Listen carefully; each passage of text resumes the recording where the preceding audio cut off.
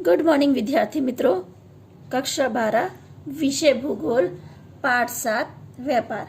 पिछले वीडियो में हम लोग झील बंदरगाह के बारे में पढ़ रहे थे। उसमें थोड़े बहुत जानकारी बाकी है, वो मैं आपको इस वीडियो में दे रही हूँ। कुछ विदेशी झील बंदरगाह हैं जिनके बारे में आपको बता रही हूँ। Duluth, Chicago, Alpena, Toronto, Buffalo, Queensland और टलेडो आदि छोटे बड़े झील बंदरगाह विकसित हुए हैं। संक्षेप में कहें तो देश में चीज वस्तु और मनुष्य के आंतरिक हेर फेर के लिए ऐसी झील बंदरगाह उपयोगी साबित हुए हैं। यानी देश में आंतरिक व्यापार के लिए ऐसे झील बंदरगाह उपयोगी साबित होते हैं। अगला टॉपिक हमारा है नहर बंदरगाह।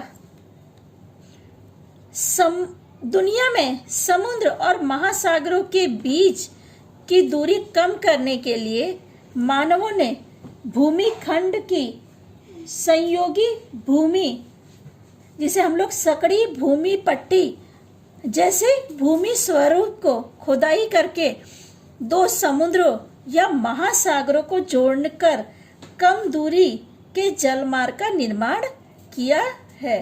कहने का अर्थ है कि नहर बंदरगाह के बारे में हमने पहले के पाठों में पढ़ा है। मैंने आपको स्विस नहर और पनामा नहर के बारे में बताया था। तो ये दोनों क्या है, जो समुद्रों और महासागरों को मिलाती हैं। यानी दो बड़े बड़े समुद्रों या दो बड़े बड़े महासागरों को ये लोग मिलाने का काम करते हैं।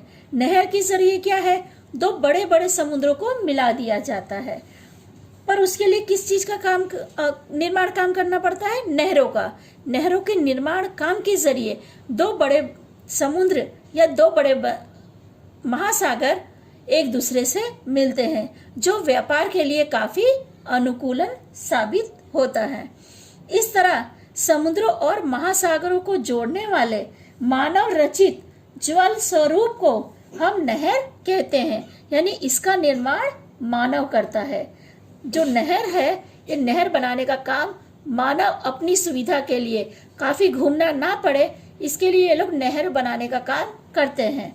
जिससे क्या है, नहरों के जरिए व्यापार करना आसान हो जाता है। जो लंबी दूरी उनको घूमना पड़ता है, वो ना घूम के उन नहरों के जरिए एक समुद्र से दूसरे समुद्र या एक महासागर से दूसरे महासागर तक पहुंचा जा सकता है। क्योंकि यहाँ पे शब्द लिया है मानव रचित जल स्वरूप को हम नहर कहते हैं, यानी मानव के द्वारा जिसे रचा गया है। ऐसे नहर मार्ग पर भी बंदरगाहों का विकास हुआ है।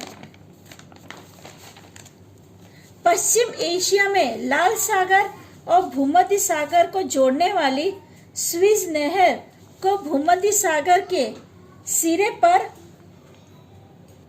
पोर्ट सईद जबकि लाल सागर के सिरे पर स्वेज नहर बंदरगाह है। यानी ये दो बड़े सागर को जोड़ता है, लाल सागर और भूमध्य सागर को स्वेज नहर जोड़ने का काम करता है। दुनिया के दो महत्वपूर्ण जल मार्गों में से पनामा नहर मार्ग पर कैरेबियन सागर तरफ के सिरे पर पनामा बंदरगाह है। ये जो पनामा बंदरगाह है, इसके बारे में भी मैंने आपको बताया था कि देश के आंतरिक विकास में ये महत्वपूर्ण भूमिका निभाता है। यह दो बड़े सागरों को छोड़ने का काम पनामा नहर भी करता है। स्विस नहर और पनामा नहर, ये दोनों नहर का निर्माण मानव ने किया है। जैसे कि मैंने आपको बताया कि मानव रचित नहरें, तो मानव ने इन दोनों नहरों का निर्माण काम करने से दो बड़े सागर एक दूसरे से जुड़ते हैं। जिससे क्या है, जहाज जो घूमकर जाते थे, इन नहरों के जरिए इनका काफी समय बच जाता है। कुछ देशों में आंतरिक जल मार्ग के लिए आंतरिक क्षेत्रों तक नहर विकसित की जाती हैं, जिसमें छोटी स्टीम किसी भी क्षेत्र के आंतरिक भाग तक जा सकती है। ऐसी नहरों के सिरों पर बंदरगाह विकसित हुए हैं। ऐसे बंदरगाह समुद्री बंदरगाह की अपेक्षा छोटे होते हैं, क्योंकि ये क्या है, शहरों के बीच में होते हैं। तो शहरों के बीच में होने से यहाँ पे ज्यादा बड़े बंदरगाह विकसित नहीं हुए हैं, क्योंकि ज्यादा सामान की हेर फेर तो करनी नहीं है, तो बड़ा बंदरगाह बनाने का कोई अर्थ नहीं है। जबकि ऐसी नहर देश के आंतरिक जल मार्ग की सुविधा देने वाले होने से स्थानीय या राष्ट्रीय विकास के लिए महत्वपूर्ण होती है। ब्रिटेन में लिवरपूल और मैनचेस्टर को जोड़ने वाली मैनचेस्टर शिप कैनाल के पूर्वी सिरे और पश्चिमी सिरे पर एलिसमीर और लिवरपूल बंदरगाह इसका उत्तम उदाहरण है। यानी ये जो छोटी छोटी नहरें हैं, ये देश के बीच में बनाई जाती हैं आंतरिक व्यापार के लिए या आने जाने के लिए। लोग अपनी सुविधा के लिए इन नहरों का निर्माण करते हैं। इन पे छोटा मोटा, जैसे देश के आंतरिक व्यापार के लिए ये नहरों का उपयोग किया जाता है। ठीक है बेटा, यहाँ पे मैं अपनी चर्चा रोक रही हूँ। आगे की चर्चा हम लोग अगले वीडियो में करेंगे।